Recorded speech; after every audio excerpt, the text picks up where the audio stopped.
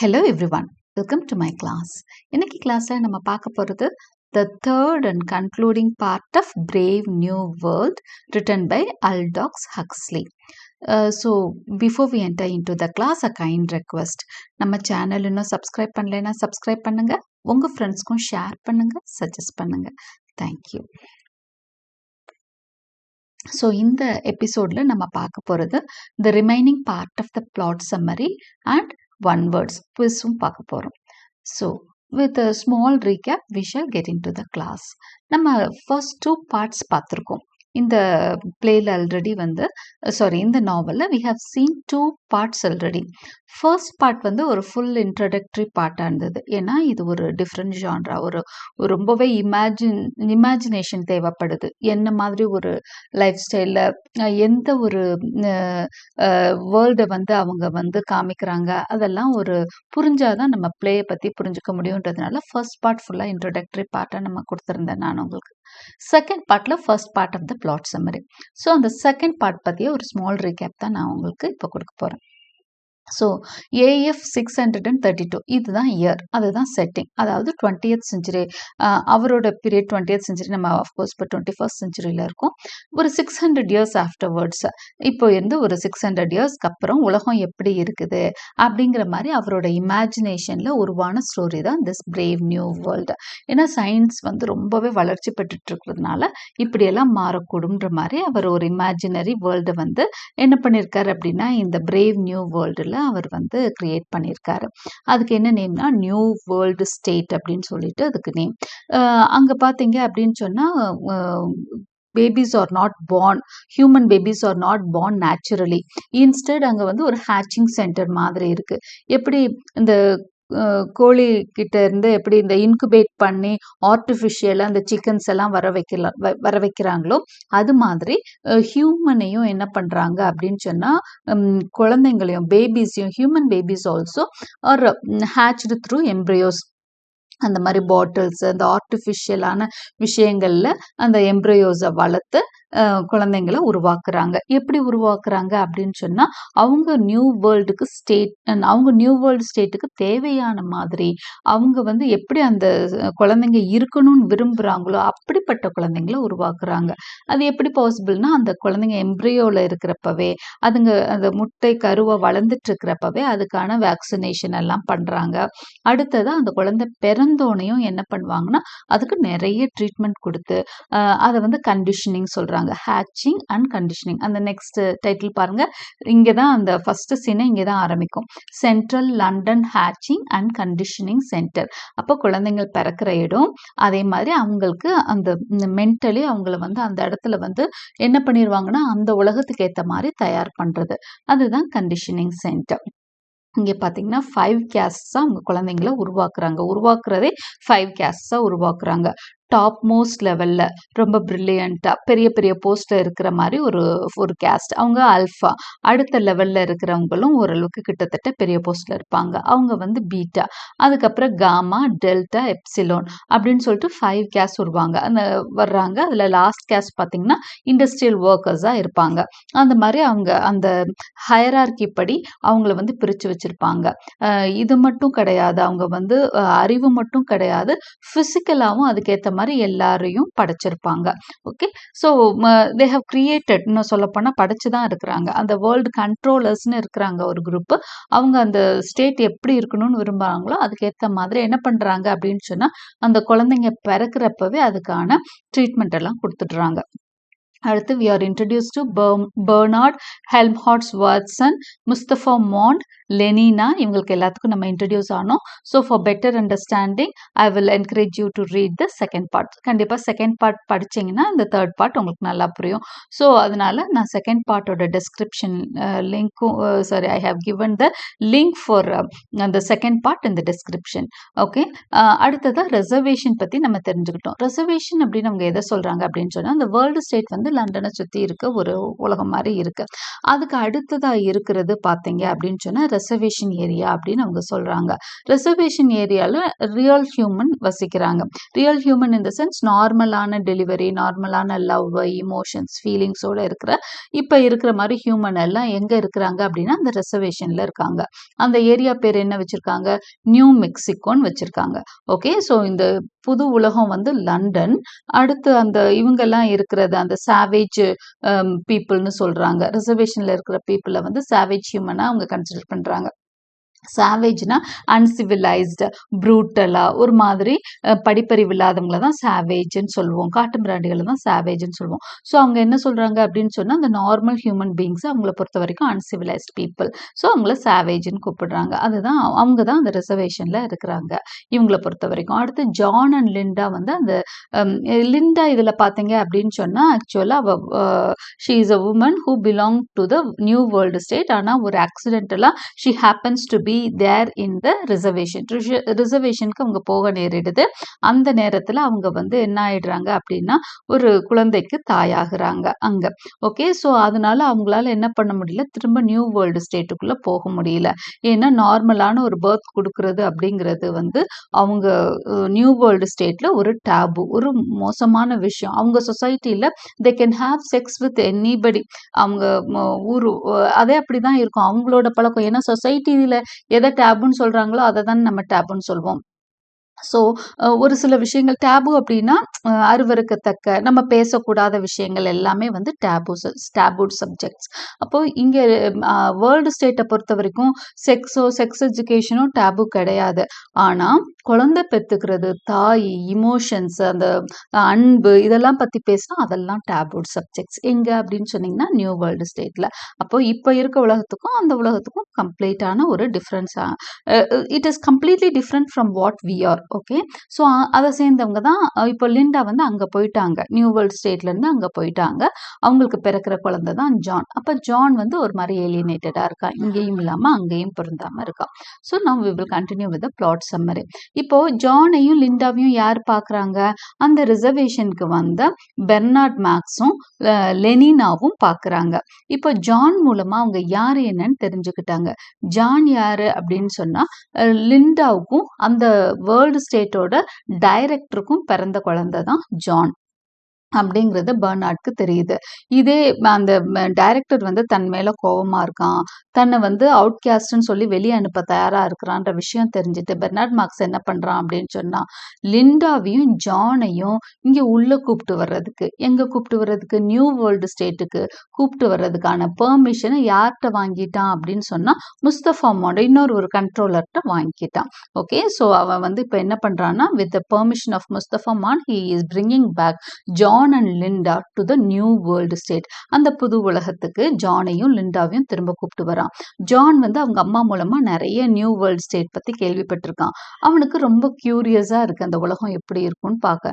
So அவனும் ஆசையா வந்துடுறான். So he too comes to the new world state. அங்க பாத்தீங்க அப்படின்னு சொன்னா அங்க இருக்கிறானா, அங்க வந்துட்டு அவனுக்கு நிறைய விஷயம் அங்க புரிப்படல, பிடிக்கல. அதுல ஒரு சின்ன ஒரு விஷயம் என்னன்னா he falls in love with Lenina. Okay, Lenina கிட்ட அவனுக்கு காதல் வந்துடுது. லெனினாக்கும் அவனை பார்த்தா பயங்கர அட்ராக்டிவா இருக்கு. ஏன்னா Lenina until now she has had many boy friends, நிறைய பாய் ஃப்ரெண்ட்ஸ் இருக்காங்க. அதான் அங்கே செக்ஸ் எஜுகேஷன் வந்து ரொம்ப காமன்.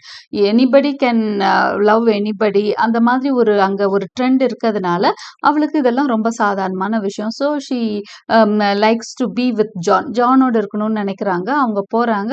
ஜான் உடனே அவட்ட ப்ரப்போஸ் பண்ணுறான். ஜான் என்ன நினைக்கிறான் அப்படின்னு சொன்னால் ஒரு நார்மல் லவ் சீக்வன்ஸ் தான் எதிர்பார்த்து அவகிட்ட வந்து ப்ரப்போஸ் பண்ணுறான். ஆனால் அவன் என்ன பண்ணுறான், உடனே இவன் வந்து he is also in love with me அப்படின்னு தெரிஞ்சோன்னு Linda is ready to have sex. She standing naked before him. இது வந்து ஜானால அக்செப்ட் பண்ணிக்கவே முடியல. யூஸ் ட்ரம்பெட் அப்படின்னு திட்டிட்டு, ஏன்னா அவன் எதிர்பார்க்கறது எப்படி ஒரு நார்மலான ஒரு ஹியூமன் லவ் எதிர்பார்க்கறான். ப்ரப்போஸ் பண்ணி ஸ்டெப் பை ஸ்டெப்பா போற ஒரு லவ் தான் அவன் எதிர்பார்த்து அவட்ட ப்ரப்போஸ் பண்றான். ஆனா அவ வந்து அந்த ஃபைனல் ஸ்டேஜுக்கு போயிடுறா. லவ்வோட ஃபைனல் ஸ்டேஜுக்கு போறது வந்து அவனால ஜானால ஏத்துக்க முடியல. உடனே யூஸ் ட்ரம்பெட். ஸ்டம்பெட்னா ப்ராஸ்டிடியூட்னு அர்த்தம், ஓர்னு அர்த்தம். ஓகே, அவளை திட்டிட்டு அப்படியே அடிக்க போறான். அப்போ அவனுக்கு ஒரு ஃபோன் கால் வருது. ஃபோன்ல என்ன வருது அப்படின்னா ஒரு ஒரு ஒரு அர்ஜென்ட் மெசேஜ் வருது. அந்த கால் கேட்டுட்டு அவன் வந்து அவளை விட்டுட்டு போயிடுறான். ஸோ இது வரைக்கும் தான் நம்ம செகண்ட் பார்ட்ல பார்த்தோம். இப்போ தேர்ட் பார்ட்ல ஃபைனல் பார்ட்ல என்ன நடக்குதுன்னு பார்க்கலாம். John goes to the hospital where Linda has finally succumb to taking too much soma. அவங்க அம்மாவுக்கு ஹெல்த் சரியில்லை, ஷீ இஸ் வெரி சீரியஸ்னு கேள்விப்பட்டு தான் அவன் ஹாஸ்பிட்டல் போகிறான். Linda is not quite well, she has succumbed அப்படின்னா ரொம்ப மோசமான நிலைமையில இருக்கிறாங்க. She is about to die because she has taken too much of soma. Soma drink இருக்குல்லையோ அதை அதிகமாக எடுத்துக்கிட்டாங்க. மேபி அவங்க வெளியே போனதுனால அவங்களால அந்த அங்கே போய் இமோஷனலாக மாறி திரும்ப இங்கே வந்து அவங்களுக்கு அதை பேலன்ஸ் பண்ணுறதுக்காக தெரியாம என்ன பண்ணிட்டாங்க, நிறைய சோமா எடுத்துக்கிட்டாங்கன்னு நினைக்கிறேன். While he tries to visit her, a large group of identical twins arrives for their death conditioning. Okay, இப்போ பார்த்தீங்க அப்படின்னு சொன்னா அந்த இடத்துல அவளை பார்க்க போறப்போ நிறைய பேர் டெத் கண்டிஷனிங்க்கு வராங்க. லைஃப் கண்டிஷனிங்கும் நடக்குது, டெத் கண்டிஷனிங் டெத்துக்கு ப்ரிப்பேர் பண்ற வேலைகளும் அங்கே நடக்குது. ஸோ எல்லாமே மெக்கானிக்கலாக அங்கே போயிட்டு இருக்கு. Okay, they notice Linda and comment on how ugly she is. ஐயோ எவ்வளோ அசிங்கமா இருக்கா. ஸோ ஒரு டெத் பெட்ல இருக்கிறவங்கள பார்த்தா நம்மளாம் சிம்பத்தட்டிக்கா ஃபீல் பண்ணுவோம், இமோஷனலா ஏதாவது வார்த்தைகள் சொல்லுவோம். ஆனா அவங்க ஐயோ இவ என்ன இவ்வளோ அசிங்கமா இருக்கா அப்படின்ற மாதிரி கமெண்ட் பண்ணிட்டு இருக்காங்க. ஸோ உங்களுக்கு அந்த ஃபீலிங்ஸ் எல்லாம் அந்த பழக்கமே படாதனால they are commenting. John furiously throws them away from her. ஜான்க்கு அவங்கள பார்த்து அவ்வளோ கோவம் வருது, எங்கள் அம்மா இவ்வளோ மோசமாக இருக்கப்போ இப்படி கமெண்ட் பண்ணுறாங்களேன்னு சொல்லிட்டு அவன் வந்து அவங்களெல்லாம் தள்ளி விடுறான். He then talks to Linda who starts asking for Pope and Indian she live with back on the reservation. Linda அவங்க அம்மாட்ட போய் he is trying to talk to her. ஆனால் லிண்டா வந்து போப் பற்றியே பேசுகிறாங்க. போப் யார் அப்படின்னா well she was at the ரிசர்வேஷனில் இருக்க அவரோட தான் அவங்க வாழ்ந்தாங்க. So she talks only of Pope. Okay, John wants her to recognize him and so he starts to shake her. ஜான்க்கு என்னன்னா தன்னை ரெகக்னைஸ் பண்ணணும் அப்படின்னு நினைச்சிட்டு அவளை போட்டு அப்படி குலுக்குறப்போ she opens her eyes and sees him but at that moment she chokes and passes away. அவன் என்ன பண்றான், அவன் குலுக்கணும்னு ஷி ஓப்பன்ஸ் ஐஸ். ஜானை ஒரு நிமிஷம் பார்த்துட்டு அப்படியே ஒரு மாதிரி விக்கி அந்த லாஸ்ட் மொமெண்ட் வந்துடுது, ஷி டைஸ் அவே. இப்போ ஜான் என்ன நினைச்சுக்கிட்டான் அப்படின்னா நம்ம தான் அவளோட சாவுக்கு காரணம், நம்ம குழுக்குனதுனால தான் அவன் இறந்து போயிட்டான்ற மாதிரி நினைச்சுக்கிறான். John blames himself for her death. So he blames himself that because of he she died. The young twins again interrupt him and he silently leaves the room. திரும்ப அந்த ஐடென்டிக்கல் ட்வின்ஸ் வந்தோடனே இவன் வந்து இப்போ திரும்ப அவங்க ஏதோ கமெண்ட் பண்றாங்க, இவன் வெளியே போயிடுறான் இப்போ ஒண்ணுமே சொல்லாம. When he arrives downstairs, John sees several hundred identical twins waiting in line for their daily ration of soma. அவன் வெளியே வரப்பதான் பார்க்குறான் அந்த ஹாஸ்பிட்டல்ல சோமா வந்து நிறைய பேருக்கு ரேஷன்ல கொடுத்துட்டு இருக்காங்க. நிறைய பேர் அங்கே ஐடென்டிக்கல் ட்வின்ஸ் எல்லாம் நிறைய பேர் இருக்காங்க. ஒரே மாதிரி இருக்க ட்வின்ஸ் தான் ஐடென்டிக்கல் ட்வின்ஸ்னு சொல்லுவாங்க. Okay, he passionately thinks that he can change the society and tells them to give up on the soma that is poisoning their minds. இப்போ அவன் என்ன நினைக்கிறான்னா இவங்க கிட்ட நம்ம கொஞ்சம் உணர்ச்சி வசப்பட்டு பேசி பார்ப்போம். அவன் வந்து ஆக்சுவலா இமோஷனலா தான் இருக்கான். So he wants to create that kind of emotions in them too. அவங்க கிட்டே அந்த இமோஷன்ஸை உண்டு பண்ணணும்னு நினைக்கிறான். இந்த சோமா குடிக்காதீங்க, அந்த சோமா குடிக்கிறதுனால உங்களுக்கு என்னென்ன பிரச்சனைகள் வருதுன்னு சொல்லணும்னு நினைக்கிறான். He grabs the soma rations and starts to throw the soma away. So அவங்க கிட்ட பேசிக்கிட்டே அந்த சோமா அவங்க கையில் வச்சிருக்க சோமாவெல்லாம் அந்த ட்ரிங்க் எல்லாம் தூக்கி வெளியே போடுறான். Okay, the deltas get furious at this and start to attack him. அவங்களால அது தாங்கவே முடியல, அவங்க இமோஷனலாலாம் ஆகல, இன்ஸ்டெட் அவன் வந்து நம்ம சோமாவை பறிச்சு போட்டுட்டான்னு கோபம் மட்டும்தான் வருது. So they all start to attack John. Bernard and Helmholtz receive a phone call telling them to go to the hospital. When they arrive and find John in the middle of the mob, Helmholtz laughs and goes to join him. Bernard stays behind because he fears the consequences. இப்போ இந்த deltas என்ன பண்றாங்க அப்படின்னா அவனை அடிக்க ஆரம்பிச்சிட்டாங்களே, அதுக்கப்புறம் என்ன ஆகுது அப்படின்னு சொன்னா அவனை வச்சு இங்க கூப்பிட்டு வந்தது பெர்னார்ட், அடுத்து அவன் கூட க்ளோஸா இருக்கிறது ஹெல்ம்ஹார்ட்ஸ். இவங்க ரெண்டு பேருக்கும் ஃபோன் வருது, இப்படி உடனே போய் ஜானை போய் பாருங்கன்னு சொல்லிட்டு. So they both come to the hospital. அவன் எங்க இருக்கான்னு தெரிஞ்சுட்டு அவங்க ஹாஸ்பிட்டலுக்கு வராங்க. வந்தா ஜானை சுத்தி அந்த ஒரு மாப், ஒரு பெரிய கும்பல் நின்று அவனை அடிச்சிட்டு இருக்கு. இந்த நேரத்துல பெர்னார்ட் வந்து பின் வாங்குறான், உள்ள போனோம்னா நம்மளுக்கும் சேர்ந்து அடி விழுகும்னு. ஆனா ஹெல்ம்ஹார்ட்ஸ் வந்து உள்ள போறான், அவன் கொஞ்சம் எமோஷனல் கேரக்டர் இல்லையா, அவன் வந்து உள்ள போயிடுறான். All three men are taken to Mustafa Mond, who turns out to be an intellectual. He tells Bernard and Helmholtz that they must go to an island where other social outcasts are sent. The island is for people who have become more individualistic in their views and can no longer fit in with the larger society. இப்போ இந்த 3 பேரும் அடுத்து அந்த பிரச்சனையெல்லாம் கொஞ்சம் தீர்ந்தோன்னா இந்த 3 பேரும் என்ன பண்றாங்கன்னா முஸ்தபா மாண்டா அந்த இவர் இருக்கார் இல்லையா வேர்ல்டு கண்ட்ரோலர் ஒருத்தர் அவர்கிட்ட கூப்பிட்டு போறாங்க. he turns out to be an intellectual. அவர் வந்து ஒரு பெரிய அறிவாளி அங்க அவர் தான் நிறைய தீர்ப்பெல்லாம் சொல்றவர். he tells Bernard and Helmholtz that they must go to an island where other social outcasts are sent. அவர் என்ன சொல்றாருன்னா இல்ல பெர்னார்டு ஹெல்ம்ஹார்ட்ஸும் இந்த சொசைட்டில வாழ்றதுக்கு ஏத்தவங்களே கிடையாது. அவங்க ரொம்ப இண்டிவிஜுவலா திங்க் பண்றாங்க, சுயமா யோசிக்க ஆரம்பிச்சுட்டாங்க. அப்படிப்பட்டவங்க நம்மளோட சொசைட்டிக்கு ஏத்தவங்களே கிடையாது. அவங்க 2 பேரும் என்ன பண்ற அவுட்காஸ்டா, அதாவது ஊரை விட்டு ஒதுக்கி வைக்கிற மாதிரி அவங்க ஸ்டேட்டை விட்டு ஒதுக்கி வச்சிடுறாங்க. ஸோ அவங்கள அப்படி ஒதுக்கி வைக்கிறவங்கள ஒரு ஐலாண்டுக்கு அனுப்புறாங்க, அங்க போகட்டும் அவங்கன்னு சொல்லி தீர்ப்பு எழுதிடுறாரு. The island is for people who have become more individualistic in their views. அப்ப அந்த ஐலாண்ட்ல யார் இருக்காங்க, ரொம்ப இண்டிவிஜுவலா திங்க் பண்ற மக்கள். இங்க இருந்துட்டே அந்த ஹியூமன் டெண்டன்சி இல்லையா, ஹியூமன் எவ்வளவுதான் இவங்க ட்ரீட்மெண்ட் கொடுத்தாலும் அதையும் மீறி அவங்களுக்கு வந்து அந்த இண்டிவிஜுவலிஸ்டிக் வியூஸ், சுயமா சிந்திக்கிற திறன் எதுவும் வளர்ந்துருச்சுன்னா அந்த மாதிரி கேரக்டர்ஸ் என்ன பண்றாங்க அப்படின்னா they are sent to the island and can no longer fit in with the larger society. இந்த larger societyல இந்த பெரும்பான்மையான மக்களோட அவங்களால வந்து ஒத்து வாழ முடியலைன்னா they are sent to that island அப்படிங்கிறதும் நம்ம தெரிஞ்சுக்கிறோம். John and Mustapha engage in a long debate over why the society must have its current structure. இப்போ ஜானும் முஸ்தபாக்கும் இப்போ அவங்களுக்கு தீர்ப்பு ஆச்சாச்சு. now it is for John. அவங்க 2 பேருக்கும் ஒரு ஆர்கியூமெண்ட் போகுது. அப்ப ஜான் வந்து சண்டை போடுறான், இது என்ன மாதிரி கல்ச்சர் இது, வாட் இஸ் திஸ், என்ன லிவிங் இது அப்படிங்கிற மாதிரி அவன் கொஸ்டின் பண்ணிட்டு இருக்கான். John is upset by the regulation and banning of history, religion and science. Mustapha Mond what is த ராங்னு கேட்கிறாரு. அப்ப ஜான் சொல்றான், இங்க என்ன ஹிஸ்டரியை பேன் பண்ணிட்டீங்க, ரிலிஜன் பேன் பண்ணிருக்கீங்க, சயின்ஸ் பேன் பண்ணிருக்கீங்க, ஒரு மனுஷனுக்கு என்னெல்லாம் வேணுமோ அதை யோசிக்கக்கூடிய திறன் கொடுக்கக்கூடிய எதையுமே இங்க இல்லைங்கிறீங்களே அப்படிங்கிற லிட்ரேச்சர் அங்க இல்ல, புக்ஸும் இல்லை, எதுவுமே கிடையாது. Mustafa tells him that the society's design maximizes each person's happiness. அப்ப முஸ்தபா சொல்றாரு, அதெல்லாம் எதுக்கு, எங்களோட சொசைட்டில எல்லாரும் ஹாப்பியா இருக்கணும், அதுக்கு என்ன தேவையோ அதெல்லாம் செஞ்சுக்கிறோம் அப்படின்னு சொல்றாரு.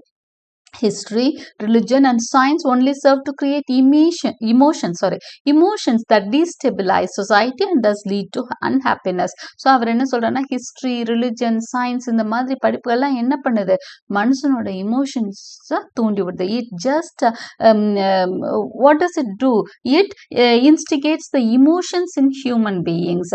அது என்ன ஆகும், அந்த இமோஷன்ஸ் இன்ஸ்டிகேட் ஆகுறதுனால மனுஷன் வந்து டீஸ்டெபிலைஸ் ஆகுறான். ஸ்டெபிலைஸ் அப்படியே இருக்கிறது, எதுக்கும் அசைறதே கிடையாது, அந்த மாதிரி ஸ்டெபிலைஸ்ட் கேரக்டரா இல்ல, அவன் இமோஷன்ஸ்க்கு வந்து அடிபணிஞ்சு போறான். அப்போ டீஸ்டெபிலைஸ் ஆகுறான். அப்போ அது வந்து அன்ஹாப்பினஸ்க்கு தான் வழிவகுக்கும். இமோஷனலான ஃபீலிங்ஸ் தானே நிறைய அன்ஹாப்பினஸ்க்கு காரணம். ஸோ அதனால அவர் என்ன சொல்றாரு அப்படின்னு சொன்னா அந்த அன்ஹாப்பினஸ் வேண்டாம். Okay, in order to ensure perfect stability each person receives conditioning and learns to ignore things that would lead to instability. அதனாலதான் நாங்க எம்ப்ரியோல இருந்து ஆரம்பிச்சு என்ன பண்ணிடுறோம், அவங்களுக்கு தேவையான கண்டிஷனிங் கொடுக்குறோம், மனுஷனுக்கு தேவையான கண்டிஷனிங் கொடுக்குறோம். அப்பதான் அவன் என்ன பண்ணுவான், he would ignore things that would lead to instability. இன்ஸ்டேபிளா தன்னை வைக்கக்கூடிய எந்த விஷயத்தையும் என்ன ஃபீலிங்ஸும் அவனுக்கு வரக்கூடாதுன்னு தான் நாங்க பண்ணிட்டு இருக்கோம், அதுதான் எங்களோட முக்கிய நோக்கமேன்னு சொல்றாரு. John continuous protesting. ஜான் வந்து சரியே இல்லை, நீ பண்றது எதுவுமே சரியில்லைன்னு ப்ரொட்டஸ்ட் பண்ணிட்டே இருக்கான். The climax of the books comes when Mustafa tells John, you are claiming the right to be unhappy. அப்ப முஸ்தபா கடைசியா சொல்றாரு, இங்க பாரு நீ அன்ஹாப்பியா இருக்கணும்னு தான் பேசிக்கிட்டு இருக்க அப்படிங்கிறப்போ Mustapha then mentions a long list of mankind's ills and evils. Mustapha வந்து ஒரு பெரிய லிஸ்டே வாசிக்கிறாரு. அதாவது மனுஷன் அன்ஹாப்பியா இருக்கிறதுக்கு என்னெல்லாம் காரணம் தெரியுமா, இல்ஸ், மனுஷனோட இல்ஸ்க்கும் ஈவில்ஸ்க்கும் என்ன காரணம் தெரியுமான்னு ஒரு பெரிய லிஸ்டே போடுறாரு. அதெல்லாம் போட்டோன்னு அவன் சொல்றான், நீங்க எதெல்லாம் இல்ஸ் ஈவில்ஸ்ன்னு சொல்றீங்களோ அதெல்லாம் தான் எனக்கு வேணும் அப்படின்னு சொல்லிட்டு ஜான் வந்து ரிப்ளை பண்றான். John replies, I claim them all. அது எல்லாமே எனக்கு வேணும், அதுதான் நீங்க இல்ஸ் ஈவில்ஸ்ன்னு சொல்றீங்க. லவ், ஃபீலிங் எல்லாமே, ரிலிஜன், லிட்ரேச்சர், புக்ஸ், பியூட்டி, இது எல்லாமே வந்து அவர் இல்ஸ் அண்ட் ஈவில்ஸ்ன்னு சொல்வாரு. ஜான் வந்து ஐ நீட் எவ்ரிதிங் அப்படின்ற மாதிரி சொல்றான். ஓகே, இது இது கிட்டத்தட்ட கிளைமாக்ஸ் மாதிரி ஆயிடுது. அடுத்து Mustapha sends Bernard and Helmholtz away to an island but refuses to allow John to leave. இப்போ 3 பேரும் தப்பு தான் பண்ணியிருக்காங்க. ஆனா பெர்னார்ட் ஹெல்ம்ஹோல்ட்ஸ் ஐலண்டுக்கு அனுப்பிடுறாரு அவரு. ஆனா ஜான் வந்து அலோவ் பண்ண மாட்டாரு. என்னன்னா he tells John that he wants to continue the experiment little longer. உன் கூட இன்னும் கொஞ்சம் எக்ஸ்பெரிமெண்ட்ஸ் எல்லாம் பண்ண வேண்டியிருக்கு, இவனை ஒத்துக்க வைக்க வேண்டியிருக்குன்னு நினைக்கிறாரு. Oh, I need to do some experiments with you அப்படின்ற மாதிரி இவன் இப்படி எல்லாம் திங்க் பண்றான். இவனை வச்சு ஏதோ யூஸ் பண்ணிக்கணும்னு அவர் சயின்டிபிக்கா எக்ஸ்பெரிமெண்டா யூஸ் பண்ணணும்னு நினைக்கிறாரு. John runs away from London to an abandoned light house. ஐயோ, இங்கே இருந்தா நம்மள ஏதாவது பண்ணிடுவாங்கன்னு சொல்லி அங்கிருந்து தப்பிச்சு ஜான் என்ன பண்றான்னா ஒரு light house, abandoned light house அந்த அவுட்ஸ்கர்ட்ஸ் ஆஃப் த சிட்டி, அந்த வேர்ல்ட் ஸ்டேட்டோட அவுட்ஸ்கர்ட்ஸ். மேபி அங்க இருந்து அவனால பெர்மிஷன் இல்லாம போக முடியாதுன்னு நினைக்கிறேன். அதனால அவன் என்ன பண்றான், அந்த அவுட்ஸ்கர்ட்ஸ்க்கு போயிடுறான். அவுட்ஸ்கர்ட்ஸ் அப்படின்னா அந்த ஊரோட எண்ட், அந்த வேர்ல்ட் ஸ்டேட்டோட எண்ட். அங்க வந்து ஒரு பெரிய லைட் ஹவுஸ் இருக்கு. அதுக்கு யாருமே வர்றதில்ல போறதில்ல. அந்த லைட் ஹவுஸ்ல போய் அவன் இருந்துக்கிறான். Where he sets up a small garden and builds bows and arrows. அங்க ஒரு சின்ன கார்டன் வச்சுக்கிறான். அப்புறம் அவனுக்கு பிடிச்ச மாதிரி ஒரு கார்டன் வச்சுட்டு ஒரு போஸ் அண்ட் ஆரோஸ், வில்லு அம்பெல்லாம் தயார் பண்ணிக்கிறான், யாரும் வராம பாத்துக்கிறதுக்காக. To alleviate his guilty conscience over Linda's death, John makes a whip and hits himself with it. ஆனாலும் அவனுக்கு பெரிய குற்ற உணர்ச்சி, லிண்டா இறந்ததுக்கு தான் தான் காரணம்னு இன்னும் நினைச்சிட்டு இருக்கான். அதனால ஒரு பெரிய விப், ஒரு சாட்டையை தயார் பண்ணிட்டு தினம் தன்னைத்தானே அடிச்சுக்கிறான். Some deltas witness him in self-flagellation and within 3 days reporters show up to interview him. Some deltas, ஒரு சில டெல்டாஸ், அங்க இருக்க டெல்டாஸ் வந்து அவன் தன்னைத்தானே அடிச்சுக்கிறத கவனிச்சு போய் ஊருக்குள்ள சொல்லிடுறாங்க. அங்க இருந்து ரிப்போர்ட்டர்ஸ் எல்லாம் அவன்கிட்ட இருந்து நியூஸ் கலெக்ட் பண்றதுக்காக அங்க வந்துடுறாங்க. he manages to scare most of them away. நிறைய பேர் அவன் விரட்டிடுறான், பயமுறுத்தி. however one man catches John beating himself and films the entire event. ஆனா ஒருத்தன் மட்டும் என்ன பண்றான், ஜான் தன்னைத்தானே அடிக்கிறத அப்படியே வீடியோ எடுத்து அனுப்பிடுறான், அவங்க குரூப்குள்ள அனுப்பிடுறான். within a day hundreds of helicopters arrive carrying people who want to see him beat himself. அவங்களுக்குலாம் ஒரே ஆச்சரியமா இருக்கு, ஒருத்தன் தன்னைத்தானே அடிச்சுக்கிறதா அப்படிங்கிறது ஒரேவும் பெரிய விஷயமா தெரியுது. உடனே என்ன பண்றாங்க, எல்லாம் ஹெலிகாப்டர்ஸ் அது இதெல்லாம் எடுத்துட்டு அந்த அவுட்ஸ்கர்ட்ஸ்க்கு வந்துடுறாங்க. மேபி அங்க வர்றதுக்கு ஹெலிகாப்டர்ஸ் மூலமா வரணும்னு நினைக்கிறேன். ஸோ அதெல்லாம் ஒரு நார்மலான ஒரு கம்யூனிகேஷன் ஆயிடுச்சு, ஹெலிகாப்டர்ஸ் எல்லாம். ஸோ அவங்க they all come there in helicopters to see him beat himself. John cannot escape them all. Lenina and Henry Foster also arrive. When John sees Lenina, he starts to beat her with a whip.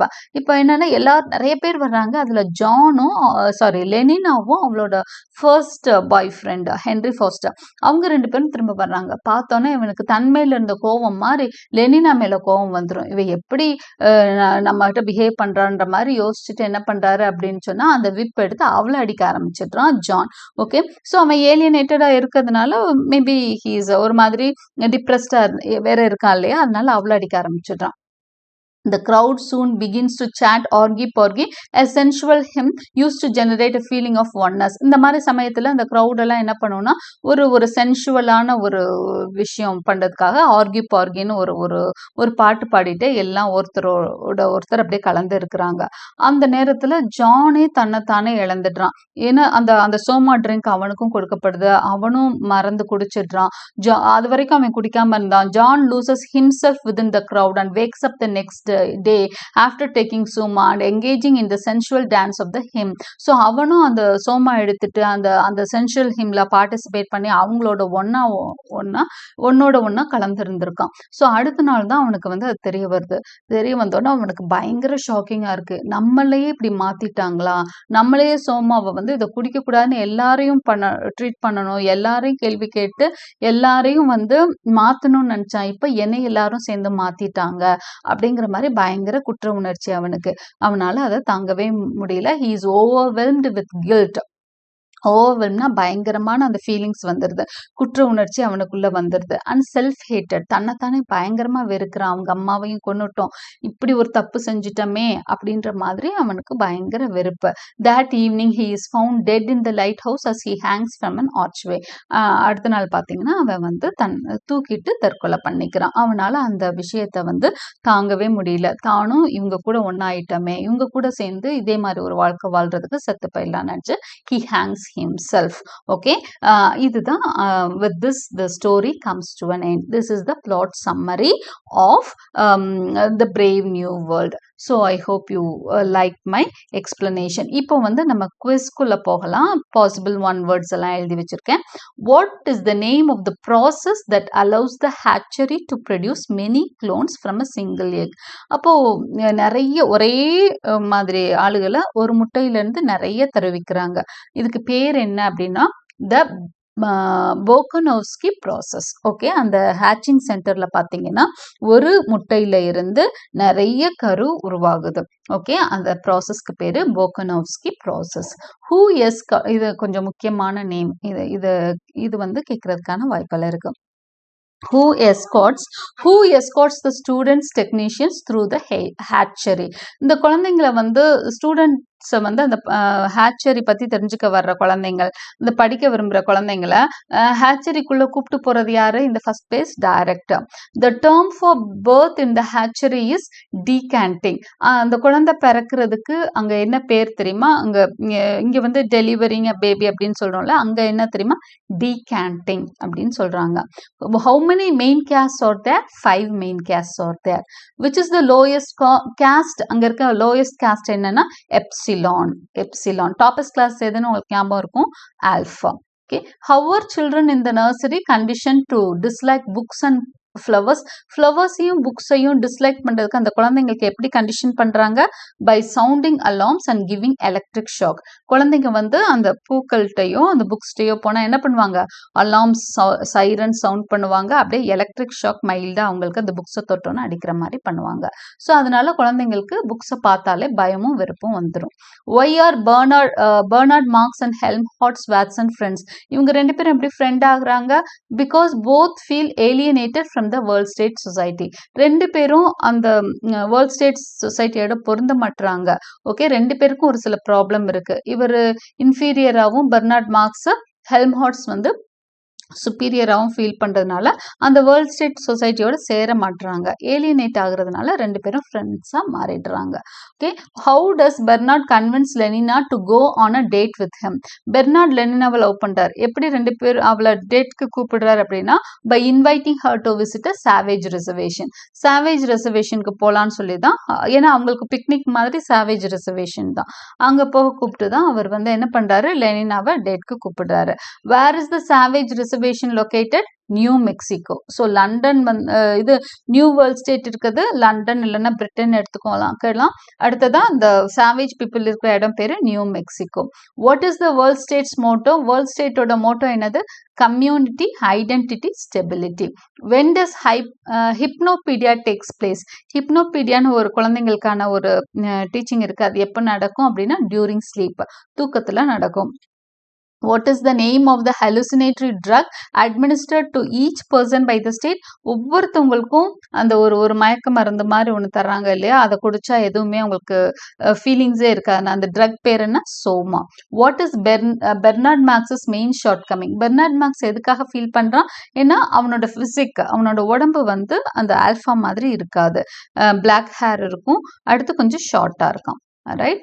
What hymn is sung in the solidarity service that Bernard attends? அங்க வந்து ஒரு எல்லாம் ஒன்னா இருக்கிறதுக்கான ஒரு இது நடக்கும். அதுல வந்து என்ன பாடுவாங்கன்னு சொன்னா என்ன ஹிம், என்ன பாட்டு பாடுவாங்கன்னா orgy porgy. How long does Lenina date Henry Foster? Lenina Henry Foster எத்தனை மாசம் காதலிக்கிறா? ஏன்னா அதுதான் லாங் அப்படின்னு சொல்லுவாங்க. ஓகே, இவ்வளோ நாள்லாம் யாரையுமே லவ் பண்ணக்கூடாது. 4 months வந்து லவ் பண்றா. What does AF stands for in the calendar that the world state uses? அவங்க வந்து ஏடி மாதிரி அவங்க என்ன யூஸ் பண்றாங்க? ஏஎஃப்னு யூஸ் பண்றாங்க. அதுக்கு பேர் என்ன? After Ford. Why is Helmholtz first criticized by the world state authorities? Helmholtz ஆரம்பத்துல எதுக்காக அந்த world state authorities வந்து கோச்சுக்கிறாங்கன்னா he writes a poem about solitude. ஆரம்பத்துல ஒரு solitude, தனிமையை பத்தி ஒரு poem எழுதிடுறாரு. அதுல தான் அவங்க எல்லாம் வந்து அவன் மேல கோவிக்கிறாங்க. What is the name of the feelie that John watches on his date with Lenina? ஜானும் லெனினாவும் ஆரம்பத்துல ஒரு டேட் போறாங்க. அப்போ வந்து அவங்க ஒரு ஃபீலி வாட்ச் பண்ணாங்க. ஃபீலிங்கிறது சினிமா மாதிரி அங்க இருக்க ஒரு என்டர்டெயின்மெண்ட் தான் feeling. Okay, 3 weeks in a helicopter அப்படிங்கிற ஒரு ஃபீலிங் வாட்ச் பண்றாங்க. What does VBS stand for? Violent passion surrogate.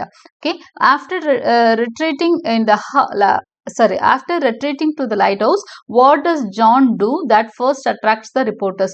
John எது பண்றது லைட் ஹவுஸ்ல இருந்து மத்தவங்களை அட்ராக்ட் பண்றதுன்னா he whips himself. தன்னைத்தானே அடிச்சுக்கிறான் இல்லையா, அதுதான் மத்தவங்களை அட்ராக்ட் பண்ணுது. What motivates John's suicide at the end of the novel? His participation in a soma driven orgy. எது வந்து அவனை சூசைடுக்கு தள்ளுது அப்படின்னு சொன்னா, நம்மளும் இந்த சோமா driven ஆர்கியில கலந்துக்கிட்டோமேன்ற அந்த கோவம் தான். Okay, so these are the sources. With this I come to the end of this explanation. I hope you like my explanation. Like and subscribe my channel for more such videos. Press the bell icon for continuous notifications, and thank you for watching.